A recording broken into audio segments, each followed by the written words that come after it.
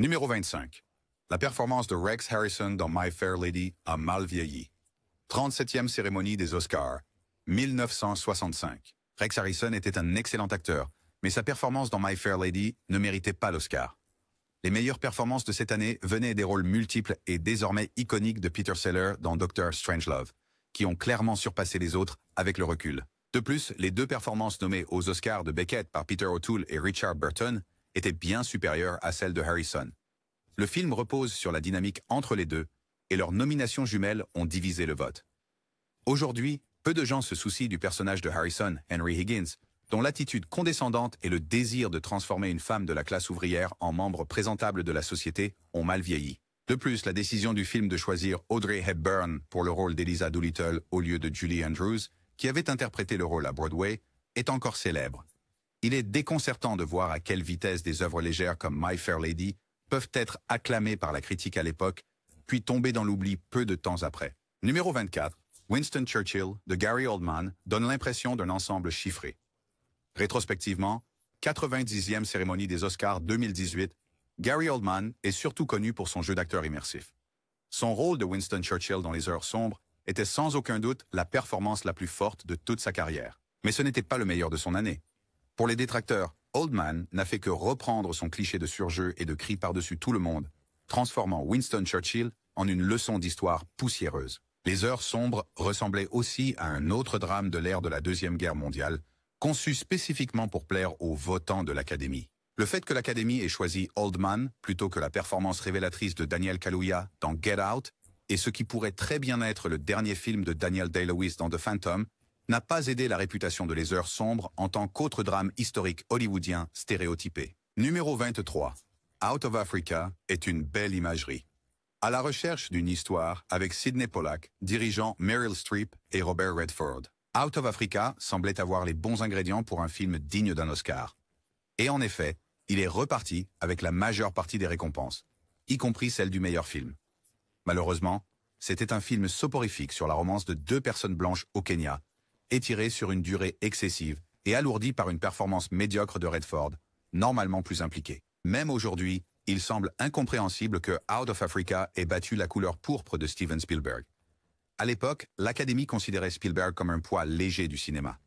Si l'Académie voulait récompenser Pollack, elle aurait dû le faire pour Tootsie en 1983.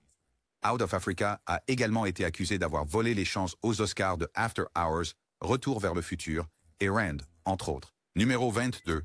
Argo est une victoire pour Ben Affleck, mais pas du calibre de meilleur film.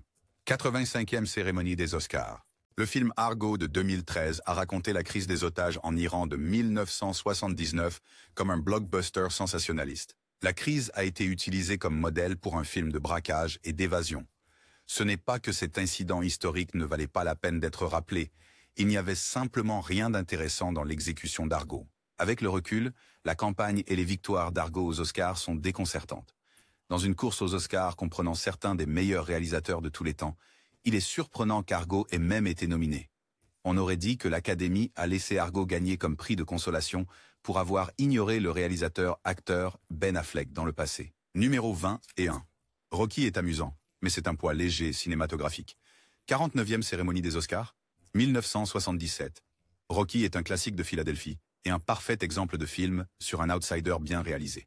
Cependant, Rocky faisait pâle figure par rapport aux films de son époque. Rocky est devenu une franchise classique. Mais il est difficile de nier que Rocky était un film de sport facile qui disait exactement aux spectateurs comment ressentir. La compétition de Rocky, quant à elle, comprenait l'accusation implacable d'un président corrompu seulement 2 ans après son départ de la fonction.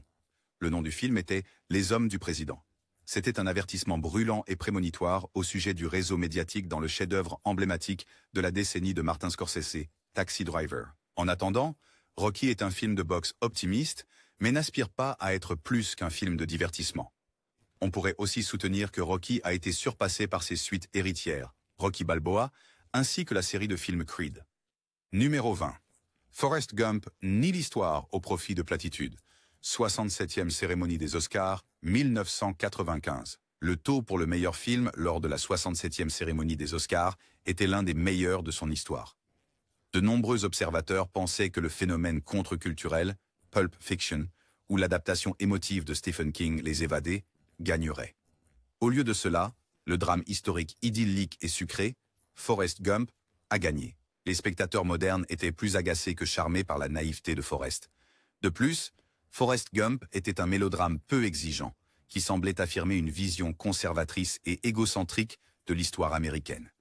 Le personnage principal est glorifié pour être resté inchangé et immuable face à des circonstances profondes. Contrairement à ses rivaux pour le meilleur film, l'histoire et la réalisation de Forrest Gump laissaient beaucoup à désirer. Et dans une année si pleine de prétendants forts, sa victoire semble d'autant plus mal avisée rétrospectivement. Numéro 19. Les chariots de feu ne peuvent pas distancer sa concurrence. 54e cérémonie des Oscars, 1982. Les historiens du cinéma considèrent la victoire de Les chariots de feu comme l'une des grandes occasions manquées de l'Académie. Bien qu'il n'ait pas été horrible, Les chariots de feu était un film sportif conventionnel et prévisible qui fait du bien. Malgré son manque de créativité audacieuse et d'originalité, Les chariots de feu a surpassé le film à succès révolutionnaire Les aventuriers de l'Arche perdue. La victoire de Chariots of Fire a été perçue comme le moment où les Oscars ont définitivement snobé les films de genre innovants au profit de drames historiques médiocres. Aujourd'hui, Chariots of Fire n'est rappelé que pour son thème ringard et une scène de course souvent tournée en dérision. Les aventuriers de l'Arche perdue, en revanche, ont changé la culture pop pour toujours. Ce n'est guère une histoire nouvelle pour l'Académie, mais cela a rarement été aussi flagrant qu'ici. Numéro 18. How Green Was My Valley a battu The Greatest Movie Ever Made. 14e cérémonie des Oscars, 1942. Citizen Kane est universellement salué comme l'un des meilleurs films de tous les temps. L'écrivain, réalisateur et vedette Orson Welles avait une expérience à la radio et a carrément inventé de nombreuses techniques cinématographiques qui sont devenues depuis des standards. Cependant, l'Académie en pensait autrement, encouragée par une campagne de dénigrement du magnate de la presse William Randolph Hearst, qu'il a correctement considéré comme une attaque personnelle. En 1942, le chef-d'œuvre d'Orson Welles a été mis de côté par le désormais vilipendé How Green Was My Valley. Le film a également été humilié lors de la cérémonie, avec des huées à sa simple évocation. Le mélodrame de John Ford est beau et bien filmé, mais terriblement daté et n'a rien à dire au-delà de quelques banalités faciles. Numéro 17. Le discours d'un roi est exactement aussi ennuyeux qu'il semble. 83e cérémonie des Oscars, 2011. Aujourd'hui, le discours d'un roi n'est rappelé que pour son caractère oubliable. Le drame historique sur le roi George V, surmontant son trouble de la parole à temps pour la Seconde Guerre mondiale, n'était pas terrible. Cependant, il faisait pâle figure face à une concurrence plus audacieuse. Ajouté au venin était la manière dont le discours d'un roi semblait cyniquement conçu pour remporter des Oscars. Pour les détracteurs, l'Académie favorisait toujours des drames prétentieux qui n'intéressaient pas le grand public, et prendre soin d'eux. Cela malgré le fait que les critères pour les nominations du meilleur film aient été modifiés après le fiasco de The Reader, ce qui pourrait avoir conduit à l'un des pires films de tous les temps. Le réalisateur de Le discours d'un roi, Tom Hooper, s'est forgé une réputation de cinéaste de calibre Oscar, ici et avec son film suivant Les Misérables, qui a valu à Anne Hathaway un Oscar et à Hugh Jackman une nomination. Cela, à son tour, a conduit à Cats, un désastre sans nom dont la puanteur pourrait durer bien plus longtemps que l'éclat de l'Oscar de Le discours d'un roi. Numéro 16. The Reader a été conçu uniquement pour donner un Oscar à Kate Winslet. 81e cérémonie des Oscars, 2009 et 2009, Kate Winslet a remporté l'Oscar de la meilleure actrice. Cela a été controversé non seulement à cause du personnage de Winslet, une nazie illettrée, mais aussi parce que The Reader a renforcé les accusations de snobisme de l'Académie. Pire encore, la victoire de Winslet était si calculée qu'elle a plaisanté sur le fait de flatter les Oscars dans les bonus peu de temps avant. Le film lui-même semble être conçu spécifiquement pour qu'elle puisse gagner, et ce n'est pas le seul à le faire. The Reader était une romance d'époque entre un homme et une ancienne gardienne de camp de la mort nazie.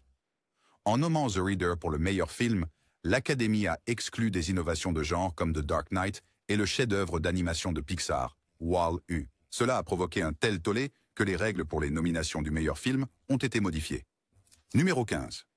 Brave a surpassé la concurrence supérieure uniquement par pédigré. 85e cérémonie des Oscars, 2013. L'Oscar du meilleur film d'animation a été accusé d'être réservé aux films Disney et ou Pixar. En 2012, Rebelle semblait prouver ce point. Brave était médiocre selon les normes de Pixar, et pourtant, il a gagné. En termes d'animation et de narration, Brave était aussi standard qu'un film d'animation prévisiblement lauréat d'un Oscar pouvait l'être. Inversement, Frankenweenie, Paranorman, The Pirates, Band of Misfits ont poussé l'animation en stop motion à un niveau supérieur, tout en adoptant des récits audacieux et non conventionnels, tandis que Les Mondes de Ralph a été salué pour son approche unique des films sur les jeux vidéo. Ironiquement, la seule empreinte culturelle notable de Brave a été le caméo de Merida dans Ralph Breaks the Internet. Sinon, c'est définitivement un second couteau parmi les films de princesse Disney et il a reçu l'Oscar pour aucune autre raison que son pedigree. Numéro 14. Life of Pi est devenu le symbole de l'exploitation des sociétés d'effets spéciaux. 85e cérémonie des Oscars, 2013. À lui seul, l'Odyssée de Pi est une bonne adaptation du livre de Yann Martel. Et en effet, le réalisateur Ang Lee a remporté l'Oscar du meilleur réalisateur pour avoir réussi à livrer ce que beaucoup considéraient comme un récit impossible à filmer. C'était remarquable pour l'une des rares fois où le prix n'a pas été décerné à un homme blanc. La controverse provenait de la manière dont il a été réalisé et à quel prix. L'Odyssée de Pi a été saluée pour ses effets visuels de pointe et a rapporté plus de 600 millions de dollars dans le monde. Malgré cela, son studio d'effets, Rhythm & Hughes Studios, a déposé le bilan après la sortie du film. Ang Lee a omis de mentionner les artistes des effets visuels lors de son discours de remerciement pour le prix du meilleur réalisateur. Pire encore, le discours de victoire du superviseur des effets visuels, Bill Westenhofer, a été interrompu lorsqu'il a demandé de meilleures conditions de travail. Life of Pi est maintenant considéré comme l'un des pires exemples du mépris d'Hollywood pour les artistes des effets visuels. Numéro 13. King Richard est éclipsé par la controverse Will Smith. 94e cérémonie des Oscars, 2022. King Richard est une biographie sportive inoffensive. Cependant, son Oscar est devenu controversé lorsque le lauréat du meilleur acteur, Will Smith, a giflé le présentateur Chris Rock après qu'il ait fait une blague grossière sur sa femme. Que l'on défende ou non les actions de Smith, les téléspectateurs ont convenu que cela a terni l'héritage d'un film autrement sans danger. L'incident a éclipsé King Richard lors des 94e Academy Awards, déjà controversés. L'aspect le plus controversé était la réponse disproportionnée de l'Académie et de l'industrie envers Smith. L'acteur oscarisé a été effectivement mis sur liste noire, malgré le fait que des personnes pires que Smith soient toujours autorisées à travailler librement. Quels que soient les mérites du film et les performances, ils ont été perdus dans le sillage du scandale. Numéro 12, Manchester by the Sea a été éclipsé par des accusations contre sa star lors de la 89e cérémonie des Academy Awards. 2017, Manchester by the Sea a été vu comme la performance révélatrice de Casey Affleck. Le film lui a valu de nombreux éloges et récompenses, menant finalement à son Oscar du meilleur acteur. Cependant, ceux-ci ont été presque immédiatement annulés lorsque son passé de harcèlement sexuel sur le plateau de I'm Still Here a refait surface lors de la course aux Oscars de 2016 à 2017. La victoire aux Oscars d'Affleck a été crucifiée. Un autre exemple de l'industrie ignorant les méfaits des abuseurs masculins. Manchester by the Sea est un bon drame, mais son association avec Affleck a éclipsé ses mérites. Affleck a notamment renoncé à présenter l'Oscar de la meilleure actrice lors de la 90e cérémonie des Oscars, après la réaction négative. Numéro 11. Shakespeare in Love a exemplifié les campagnes de mauvaise foi pour les Oscars de Miramax. 71e Academy Awards, 1999. Dans le vide, Shakespeare in Love était une romance historique inoffensive, bien que jetable, qui réimaginait la vie amoureuse de William Shakespeare comme l'inspiration de quelques-unes de ses plus grandes œuvres. En tant que grand gagnant de la 71e cérémonie des Oscars, cependant, la comédie romantique shakespearienne était une manœuvre cynique conçue pour remporter des trophées Oscars. Harvey Weinstein de Miramax est devenu célèbre pour son approche sans merci des victoires aux Oscars. Shakespeare in Love a été le plus grand bénéficiaire. Dès sa sortie en salle, les producteurs de Shakespeare in Love ont lancé une campagne enthousiaste pour les Oscars, tout en dénigrant « Il faut sauver le soldat Ryan » de Steven Spielberg. Les tactiques sournoises ont fonctionné et ont été copiées par d'autres studios. À long terme, la médiocrité de Shakespeare in Love a été révélée, et quels que soient ses mérites, ils ont été annulés. Malheureusement, ce n'était pas la seule fois où la manœuvre de Weinstein a réussi, jetant une ombre sur toute cette époque de l'histoire des Oscars. Numéro 10. American Beauty reflète la superficialité d'un sentiment d'entitlement et une star déshonorée. 72e cérémonie des Oscars 2000. Le mieux qu'on puisse dire d'American Beauty, c'est que c'est un produit de son temps. Les détracteurs estimaient que la crise de la quarantaine d'un homme aisé et d'âge moyen ne méritait pas tout un film, encore moins des Oscars. Bien qu'il ait été perçu comme relatable en 2000, dépeignant la banlieue comme un cauchemar banal, le film semble maintenant prétentieux et déconnecté. La véritable controverse, cependant, est venue de sa victoire en tant que meilleur acteur. En 2017, Kevin Spacey a été accusé d'agression sexuelle et de harcèlement sur des mineurs. Étant donné l'histoire d'Hollywood à permettre ou à dissimuler de tels abuseurs, la célébrité et l'héritage de Spacey ont été réexaminés. American Beauty a le plus mal vieilli, surtout parce que le personnage de Spacey est devenu passionné par l'amie adolescente de sa fille. Numéro 9. Bohemian Rhapsody a des problèmes de montage et pire 91e cérémonie des Oscars. 2019. Les nominations et victoires de Bohemian Rhapsody ont attiré beaucoup de critiques, en particulier sa victoire pour le meilleur montage. Beaucoup ont critiqué et moqué la dépendance excessive du film aux coupes rapides. Le monteur John Ottman s'est depuis excusé, admettant que Bohemian Rhapsody n'était pas son meilleur travail. De plus, le choix de synchroniser les lèvres sur les voix de Freddie Mercury a divisé les spectateurs.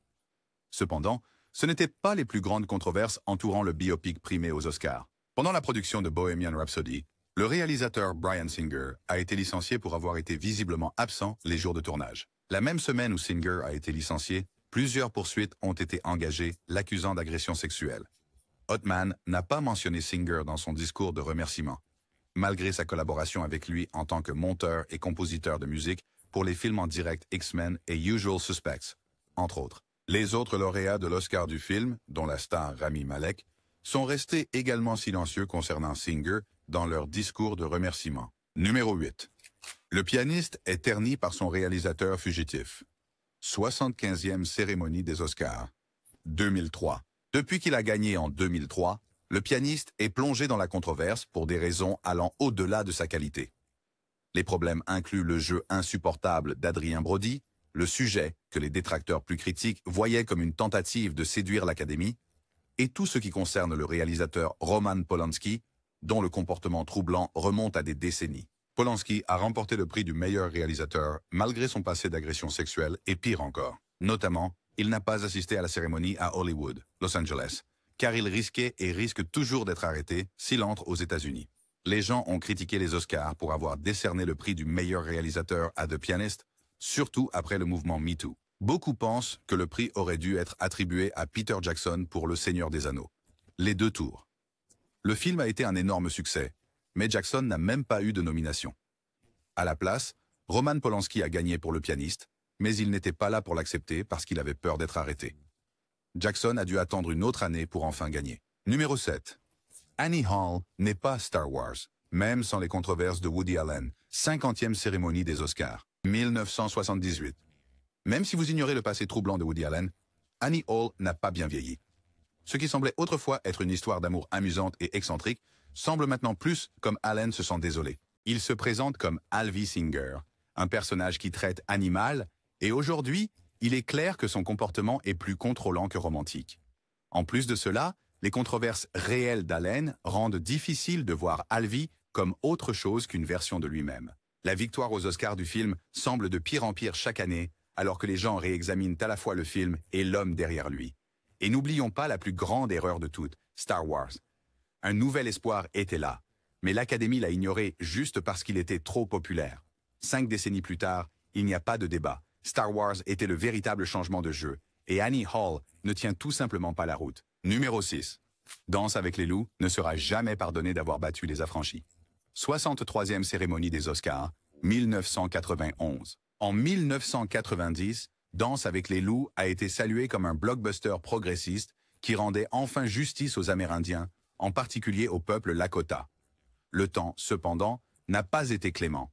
Le film a été moqué pour sa durée énorme et critiqué pour son histoire condescendante sur un homme blanc se découvrant lui-même en apprenant de bienveillantes personnes de couleur. Danse avec les loups n'était pas le pire film de son genre, mais son histoire en tant que projet de vanité de la star-directeur Kevin Costner a terni sa réputation rétroactive.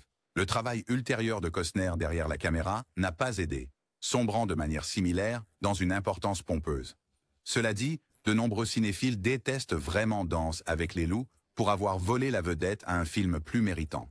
L'épopée de gangster de Martin Scorsese, Les Affranchis, qui est maintenant considéré comme l'un des chefs-d'œuvre du réalisateur. Numéro 5.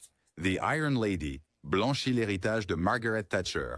84e cérémonie des Oscars, 2012. Meryl Streep est sans aucun doute l'une des meilleures actrices de l'histoire. Sa liste apparemment infinie de nominations et de victoires aux Oscars le prouve. Cependant, Sa victoire pour avoir incarné Margaret Thatcher a été vivement critiquée.